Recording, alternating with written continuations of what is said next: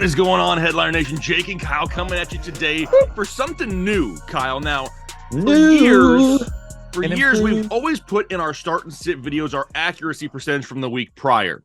But we started to talk and we're like, that's just like a basic number that doesn't really paint a picture. So what we're going to do here in 2022 is on every Monday morning, actually Monday afternoon-ish, we're going to be dropping a video talking about our previous week's hits, misses, and underperforming studs to try to get you a little bit more information than just some basic number on the screen.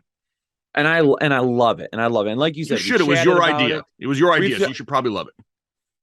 It was my idea. I'll take credit for this one. Yeah. And we've talked about, when we've done our start and sit videos in the past, we always start with kind of that percentage number from the week before. But after we went through kind of the last few years looking at the numbers and stuff, we kind of figured out, it doesn't really take into consideration those studs that you had to start no matter what. It was like, yeah, you're absolutely going with these guys. You're not going to sit them anyway. And it doesn't really take into account like those guys that nobody was starting ever. So it was really kind of like the number didn't give us the full picture. And this year we've done a whole lot with the start and sit videos to make them paint an even bigger picture, because we hate just throwing out like those top level stats. We talk about it all the time. Yep. We want to dive deep. And that's what this does. Perfect. Well, we're going to breaking this up into 3 different categories for you here today. There's going to be timestamps down below. Hit the like button for some timestamps, but we're talking about week 1. And Kyle, we're going to start it off with studs, not studs, studs.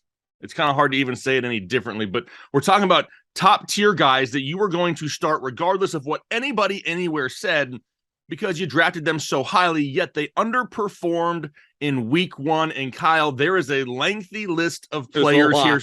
Starting off, I put Dak Prescott on the list. Now, obviously, he ended up getting hurt. He's going to miss a few weeks, but he was definitely not helping anyone prior to his injury.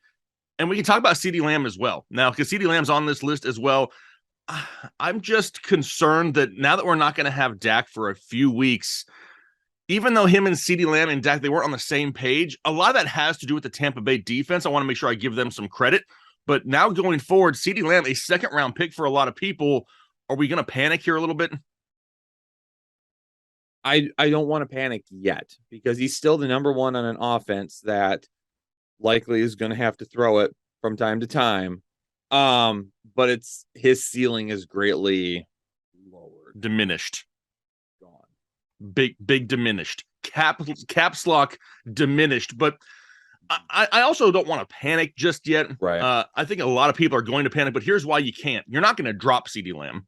And if you trade him, you're not going to get the best value back for him. So this is not the time to panic. Don't do anything with it. Just ride it out and hope that Dak comes back super quick, and hopes that this guy can at least put up solid, even if it's low-end wide receiver 1 numbers, we'll still be okay with that. Even if it's high-end wide receiver 2 at this point, we're fine. How about Alvin Kamara also on the list? You know you're going to start Alvin Kamara. We talked about all offseason. Hey, we don't know what this offense is going to look like. It's always been Kamara and Michael Thomas, or just Michael Thomas, or just Alvin Kamara. But now we've added in Jarvis Landry and Chris Olave, and Taysom Hill is still in the mix.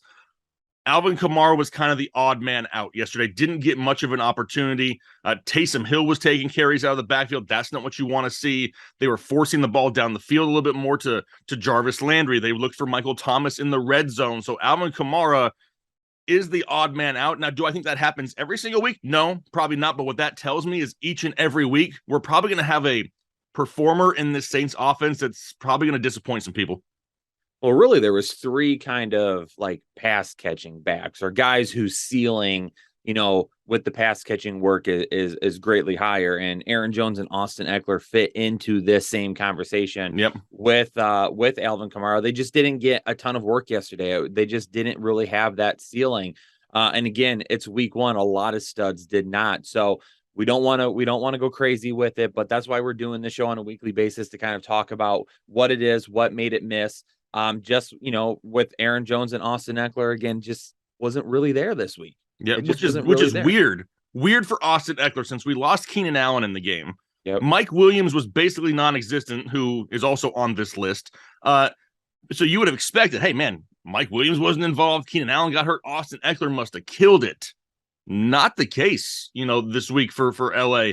Now, I don't want to just kind of cop out and use week 1 as the biggest excuse for all these guys. But you have to remember, a lot of these guys did not get a whole lot of work in the preseason, and they wanted to keep them healthy. They wanted them to be on the field, come to the start of the season. And you can definitely see some of that rust with some of these players. And a lot of it has to do with the time in between them and their quarterback as well. They're just off by a little bit. So don't freak out. Derrick Henry himself did not have a huge day. Josh Jacobs, somebody who we kind of expected to be a little bit more hit or miss. That's why he was drafted a little bit later than a lot of these guys. But I think in a matchup against the Chargers, we expected maybe a little bit more offense from him. We did not see that. Still a solid defense there in LA as well. We've touched on Austin Eckler, Aaron Jones, Zeke Elliott.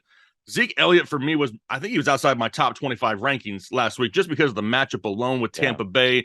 But now with losing the offensive lineman that he has here over the last week and a half, 2 weeks, and losing Dak, I am starting to be a little bit worried that Zeke is going to have a hard time finding any running lanes here anytime soon. Yeah, and I'm not only worried about that, I'm worried he's going to be losing a lot of opportunities to Tony Pollard because they're going to have somebody on the field that, passes can get out too quickly with that offensive line, backup quarterback coming in now. For me, really, it's Zeke is, and this is no fault of his own. It's just been the crumble and injuries around him that are potentially going to really hurt him moving forward. Yeah, because honestly, he didn't look half bad during the game. He looked fresh. He looked like he was able to have a little bit of an acceleration there after getting the ball. But yeah, I think it's going to be hard for him to find those running lanes. We've talked about CeeDee Lamb, Mike Williams, a couple tight ends, some big name tight ends that underperformed. Kyle Pitts basically disappeared, and Mark Andrews somewhat, I don't want to say he disappeared. He still had like 7 fantasy points, but still not a great day from what you expected a lot more from Mark Andrews. With the tight end position, though, if your name isn't Travis Kelce, you're going to have weeks like this no matter who it is. It's just part of the position where they're not always going to be a huge part of the game plan. We had a deep touchdown to somebody we'll talk about here in a second when Rashad Bateman, Devin Duvernay got a couple touchdowns there in Baltimore. That's just points going away from Mark Andrews. So I'm not panicking about them. Kyle Pitts not really getting looked at very much. Marcus Mariota wasn't bad, though. I mean, Marcus Mariota looked like he was pretty good, but what I also noticed is he's going to look to scramble outside the pocket quite a bit, and that could limit some of the potential upside in the future to Pitts, but I'm not worried about it. He's still going to be top 5, top 8 come end of year. Yeah, yep, 100%. Now, we need to talk about the misses first? Okay, so I figured if we talked about the hits first, everybody would in the comments would be like, you guys are just trying to avoid the misses. No, that's not what we do here. Let's do it. We own up to all of our misses all the time. That's why we've done this for years. I don't know if everybody else really does this, but here we go. Our top misses of last week. The first one up, actually the first 2 up are going to be mine. I'm going to own these 2. It's Carson Wentz, Marcus Mariota. Just talked about Marcus Mariota. The scrambling upside is going to all of a sudden make him somebody we need to consider weekly. Is he going to be a top tier quarterback? No, probably not. But I do expect them to get that passing game going a little bit more. The rushing upside is going to help. And then Carson Wentz out there just pushing the ball down the field. Now, you look like Carson Wentz of old. You did. And we talked so much this offseason about Jahan Dotson. And he didn't go out there and absolutely explode volume-wise, but the 2 touchdown grabs that kid had showed his potential upside in this offense. And if they can start really force feeding him and McLaurin at the same time, dear Lord, we could see some big numbers coming up from Carson Wentz. Don't forget, at one point, this guy was an MVP candidate in Philadelphia before an injury. He has the potential, gets 0 credit for it. So those 2 were pretty big misses. We'll go to the running backs next, which are also my misses. We'll just let Kyle sit there and pretend he didn't miss anything for a few seconds. CEH, Clyde Edwards-Helaire. I own that one. I mean, it's about time that CEH breaks out. I mean, we've been talking about it for years, and now all of a sudden they go up against a poor Arizona defense, which is even worse than I had expected as an Arizona fan, and went out there and scored 2 touchdowns pretty early in that game. But here's what scares me still. They're using Jerick McKinnon. They're still using Isaiah Pacheco. End of game, when it was out of reach, we saw Pacheco do some good things there for sure. CEH, somebody maybe we need to look at in better matchups a little bit closer. James Robinson coming off of a torn Achilles. I guess James Robinson's good to go. He may be one of those guys that maybe the torn Achilles isn't going to overly hamper too much, but also got to say that he wasn't usually in long yardage situations. He was really capitalizing on those short yardage situations, but it looked great. Travis Etienne had a horrible drop on a pass on the goal line. That's only going to help the likes of James Robinson, and then Miles Sanders. Okay, so I want nothing to do with the backfield of the Philadelphia Eagles, and here is why. Even after this week, Miles Sanders, Kenneth Gainwell, Boston Scott, and Jalen Hurts all had rushing touchdowns last week. That terrifies me. Now, the bulk of the volume still went towards Miles Sanders, but Kyle, I just can't guarantee that that's going to happen every single. If he doesn't get a touchdown, we're not really talking about Miles Sanders. So now is he a touchdown dependent running back who just scored his first touchdown in what feels like years? Well, I will comment on this one just a little bit real quick because I was at the game. You were there. I was at the Lions game, so I was able to kind of see it firsthand for you. Number one, Jalen Hurts legs. Like that's what extended plays. Like Miles Sanders doesn't get some of the opportunities he does if Jalen Hurts is not able to extend some of the plays that he was able to, because the Lions don't have the linebacker speed to contain a running back or a running quarterback like Jalen Hurts. Number two, the Lions did a really bad job of tackling. There was multiple occasions where Miles Sanders would run into multiple guys and he was somehow able to get out of it. A better tackling team probably takes him down. We knew the Lions defense was still going to have some issues this year. Miles Sanders, for me, I'm keeping an eye on it, but that's one of those ones where he was greatly helped out by something else to really get to where he was at. Yeah, it's just tough to trust every week. We talked about it, how Nick Sirianni hates your fantasy team, and we're going to expect this cycle of running backs for weeks upon weeks. So that's what's going to make us a little bit gun shy at times. All right, Kyle, hit us up with some wide receivers. Yep. Let's talk about wide receivers. Rashad Bateman, Michael Thomas. I missed on both of those guys. And really, it was 3 plays that made me miss on them. And Jake and I discussed this yesterday. This is a running theme with me at the wide receiver position. It seems like when I make a call to sit somebody, especially if it's a little bit of a bigger name, that the ones I get bit in the butt, it's like it was all great until the last quarter. Like all of a sudden, and that's how it was. Like Rashad Bateman had, 4 fantasy points the entire day, maybe even less than that. I think he only had one catch for 5 yards until he busted off a 55-yard touchdown the entire day, and then out of nowhere a 54-yard touchdown. So it was one play that made Rashad Bateman's day, which makes sense. And that's what I talked about and why I had him set, was because the potential for upside wasn't there given the cornerbacks that he had to face. And it was one play that made his day. So even with that one play, if you started him, you probably got single-digit points depending on the format of your league, maybe a little bit more than that. Yeah. For Michael Thomas, it was 2 touchdowns. And I'm going to go back and watch the tape on Michael Thomas. I want to see how good he looked. I know, Jake, you were telling me yesterday that, yes, the touchdowns were there, but he still didn't look like the old Michael Thomas in terms of route running. To me, now I was just watching obviously the game as it was on, going back and forth. So I wasn't breaking down film or anything, but it just looks like Michael Thomas doesn't have the explosion. There was a 50-50 ball in the back of the end zone. He still caught it. He still went over the defender, but it wasn't the normal type of lift that you're used to seeing with Michael Thomas. The other one was a little back shoulder grab falling down at the side of the end zone. So it just doesn't seem like he is what he was. Is he still going to be fantasy viable? I was watching that game thinking to myself this, and maybe this is crazy.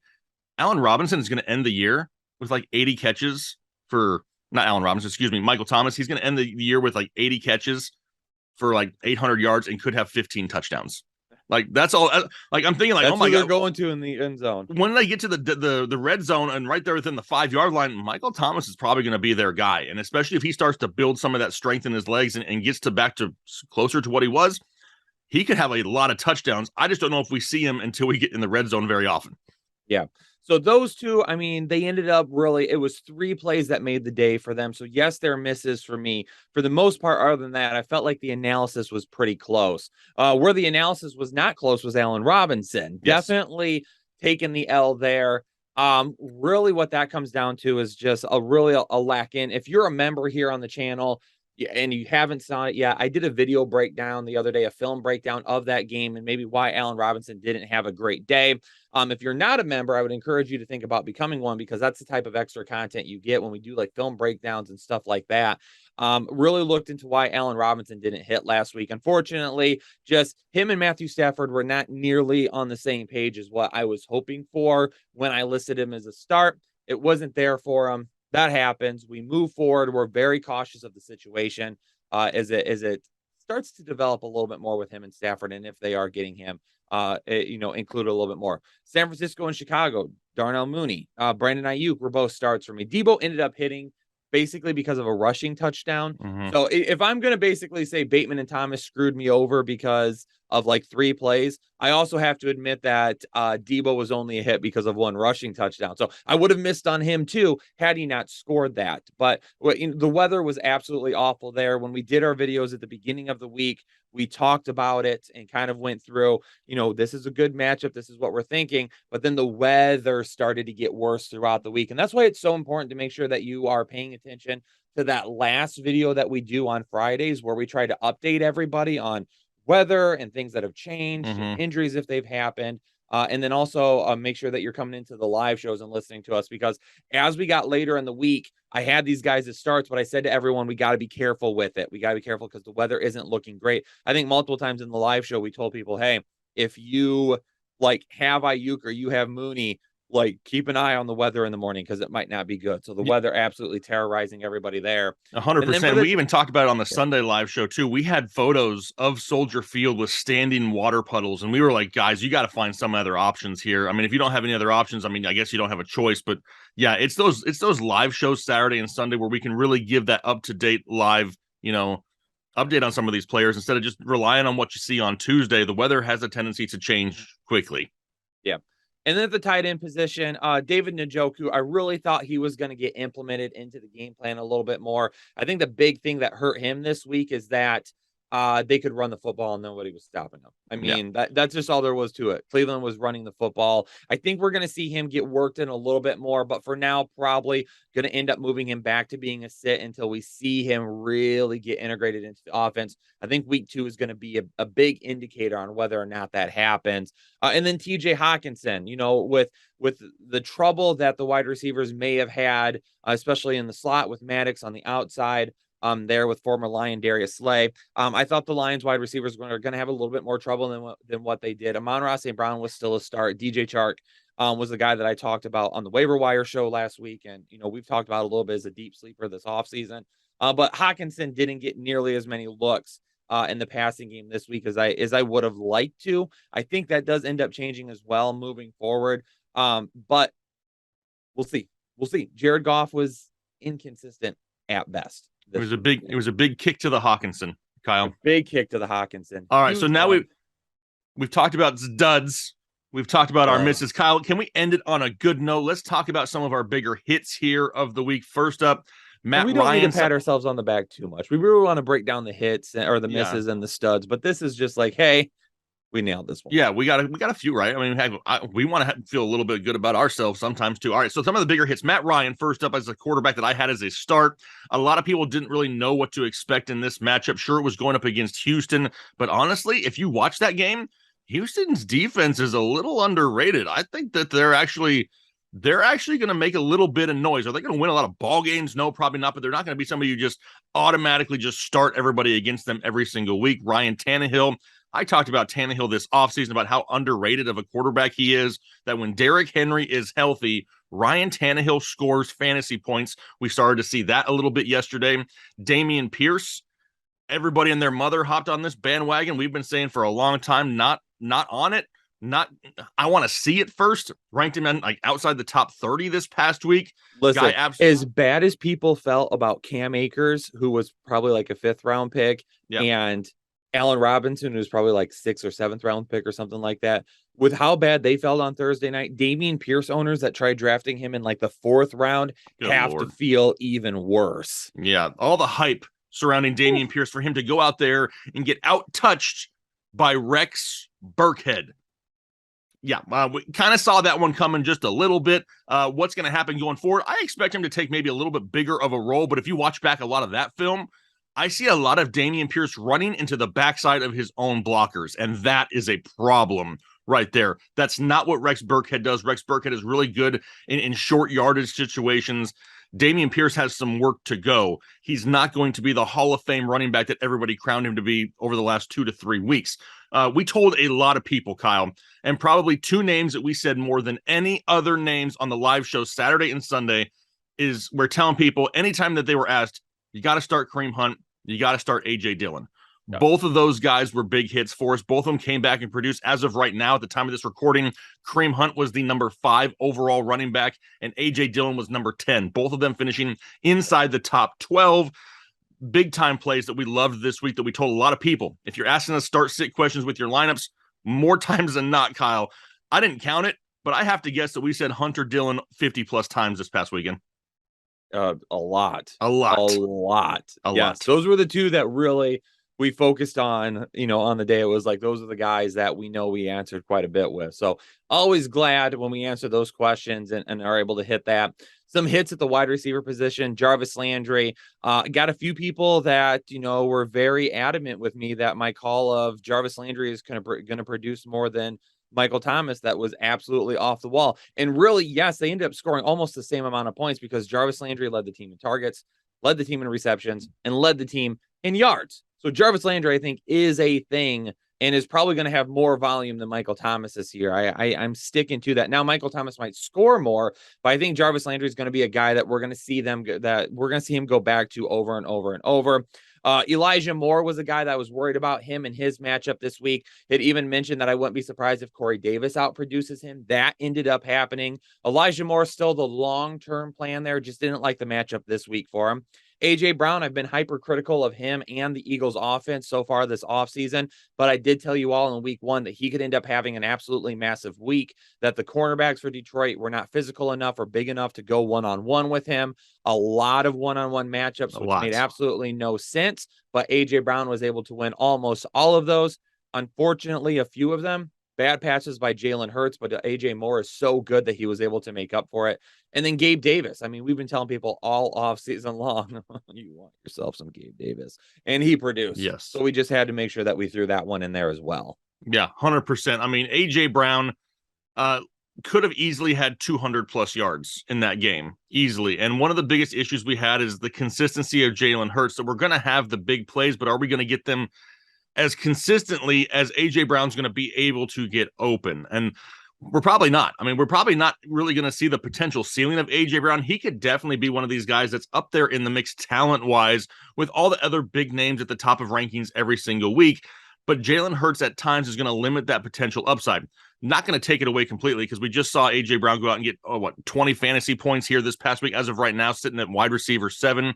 Had 10 receptions, 155 yards. So, you told people this past week that if you have concerns about A.J. Brown, don't worry. This is a game against the Lions that you definitely got to start him. A couple tight ends. I know that Zach Ertz was banged up the majority of the week. It came out late in the week. We talked about it on the live shows as well that Zach Ertz was probably going to play, but be somewhat limited.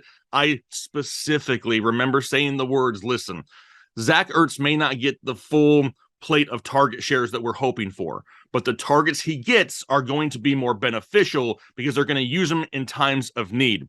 Unfortunately, the Cardinals went down so early in that game, they didn't have to use him very much, but he was able to find the end zone. So even though we told a lot of people to still start Zach Ertz, that ended up okay as well. Yeah. Zach Ertz ended up scoring that touchdown, which was big. And then Pat Freiermuth. Pat Freiermuth had a pretty decent volume. 10 targets. Which is something, is kind of reverse of last season. Last season, it was scoring the touchdowns, not having as much of the volume. This year, now it's kind of reversed. The one thing that's going to be really good for Freiermuth moving forward is, this is going to sound bad the way I just said it. I know what you're going to say too.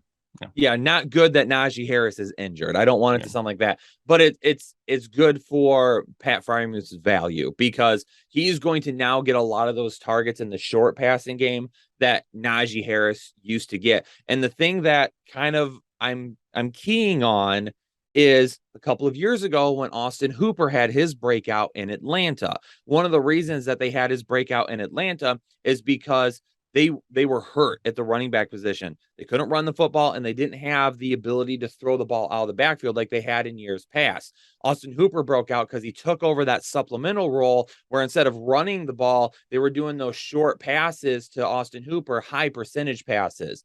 Well, that to me feels like what's going to happen with Pat Freiermuth moving forward the rest of the year. Love that. Now, there were a few big injuries like you just hinted on right there. Najee Harris went down. That's something we're paying attention to. T. Higgins went into concussion protocol.